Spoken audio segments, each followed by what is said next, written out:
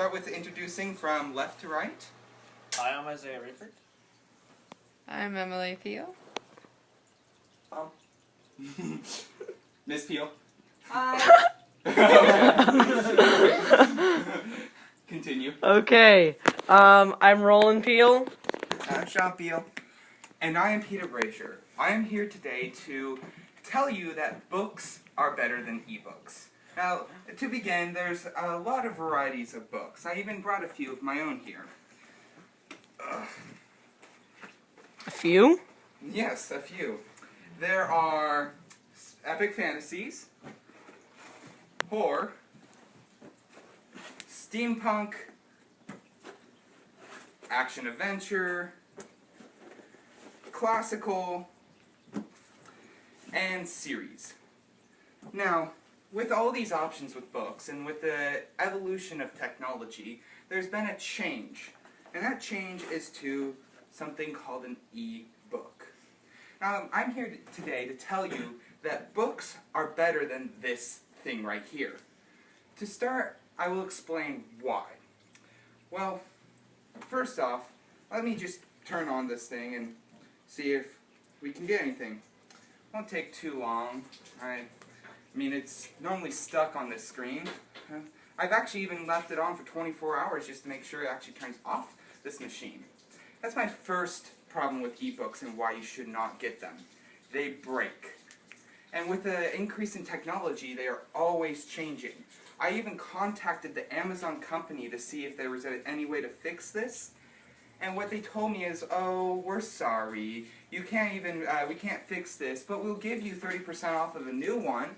And I talked to my friend who got the new one. That one broke, mysteriously. And they told him the same spiel, 30% off the new one. And each one in advance is getting better in technology, more capacity for books, in more entertainment in its value. Let me ask you each a question. How many books do you complete in 1 week? Like reading? Yeah. Not enough. Not enough? Probably 3. 3? Okay. So, with something that... You Okay. didn't ask me. If I'm not in school, 5 to 7 novels. If I am in school, 9. Reading school books. Okay. Very apropos. So, what this means is that you have to be reading over 20 books a week in order to actually make an economical profit off of the advance of technology every 6 months. Now, with the advance of technology, there's also been questions about education and different values.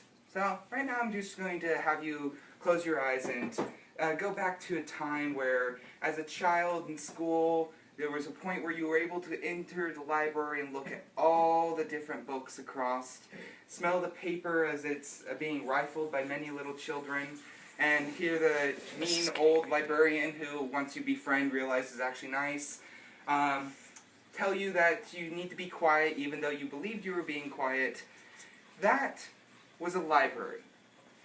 Libraries are actually becoming obsolete. Just this year, 5 libraries have closed in the Idaho alone, and overall libraries are closing and becoming what is called a mega library, which is less of a library of paperback books and more of a library of ebooks.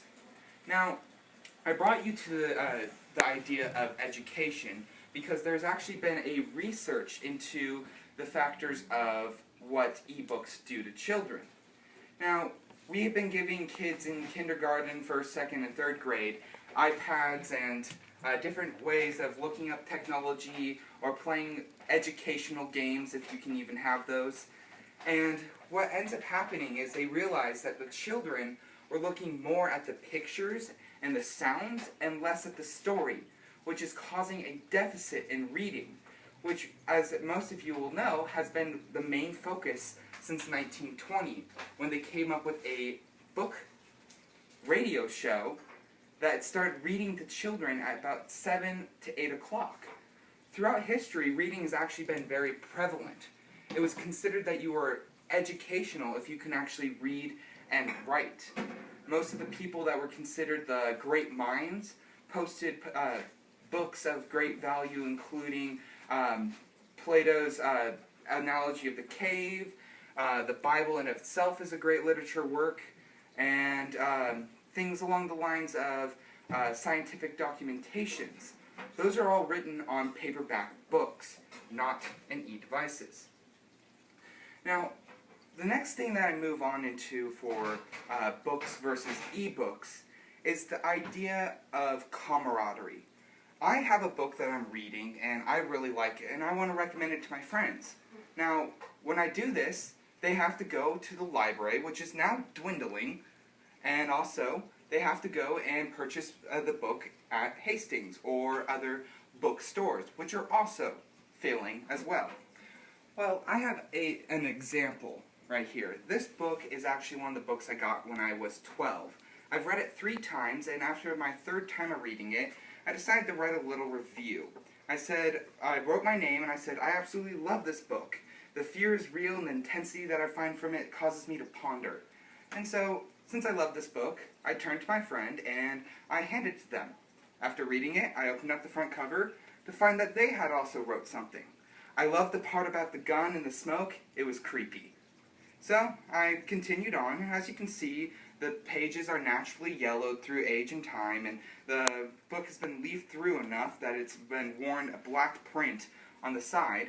I loaned it out to 2 more friends who wrote, including Riley Moore, who said that she couldn't finish the book, but hopes it ends well enough, Stephen Clark, who said that the book was okay, but not his forte, and Marshall Townsend, who quoted the book and said that it was his favorite phrase.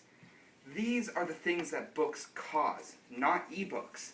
I can go up to my friend and say, hey, borrow this book. I'm pretty sure you'll love it. He can take it, read it, and return. That is one of the best things about books. Now, one of the economical things, because that is one of the key things with ebooks, they say that books are cheaper in the long run. But it's actually causing a phase shift in economics.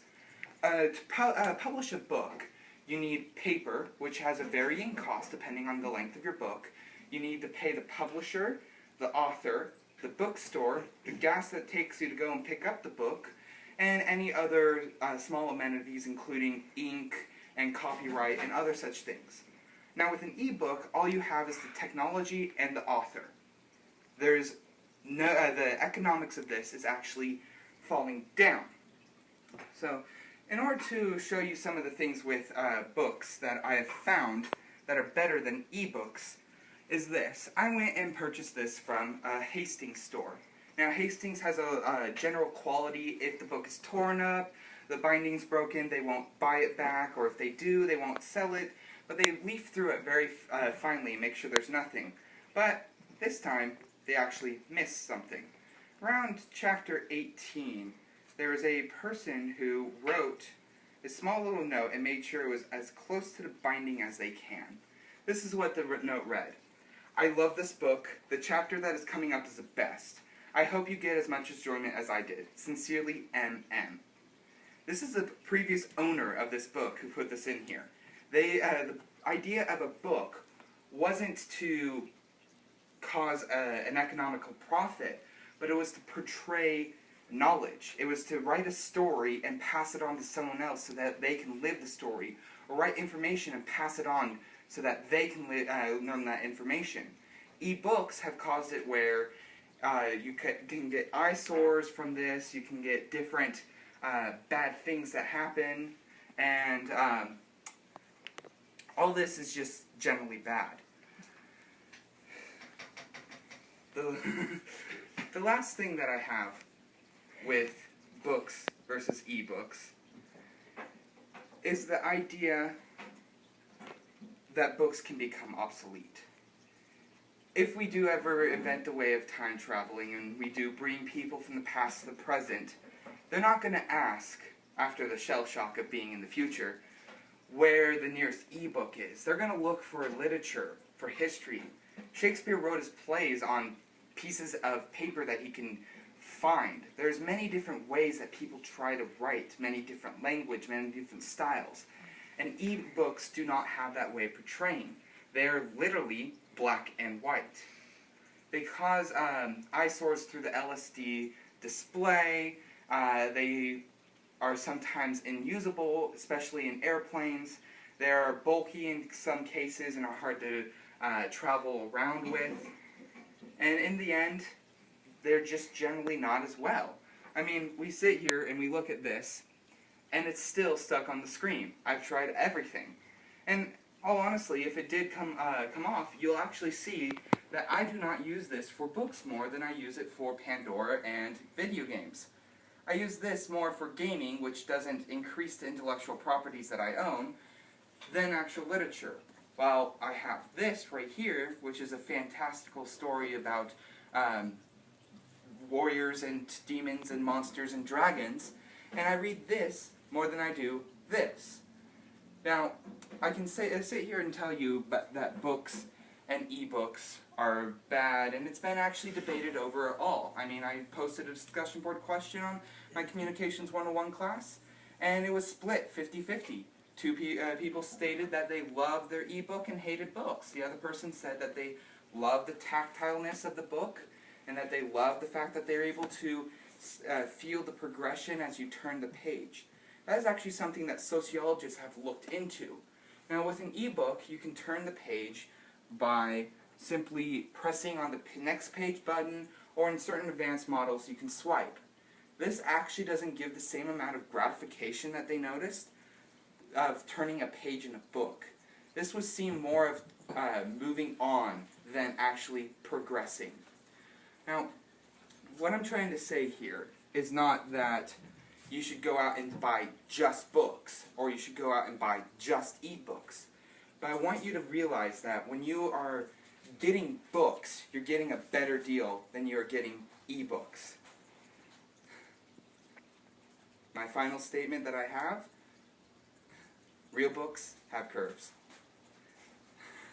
So we'll do a real quick last minute introduction from, starting right. I'm Isaiah Rayford. Emily Peel. Mom. Roland Peel. And Sean Peel. Thank you for watching this.